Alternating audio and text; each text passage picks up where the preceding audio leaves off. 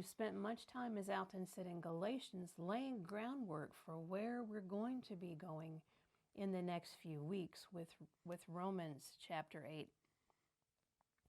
In this chapter, Paul continues to exhort what he had learned from personal experience. And I'm reading verse 1 from the Amplified. Therefore, there is now no condemnation meaning no guilt, no guilty verdict, for those who are in Christ Jesus.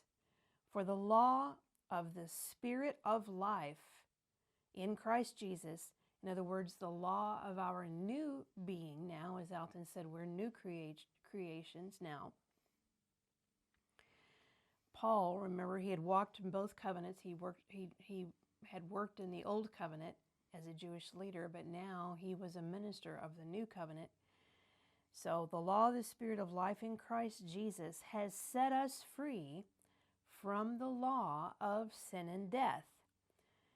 The end of chapter 7, as Alton just talked about, Paul was discussing the dilemma between being a law-abiding Jew and a new covenant man. And then in verse 3, we see, for what the law could not do, another translation says, overcome sin and destroy its penalty and power, which I think is a fitting description.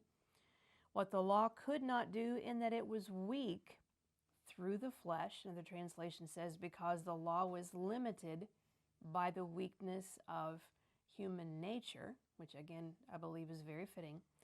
God sending his own Son in the likeness of sinful flesh, and for sin, condemned sin in the flesh, overcoming it in human form.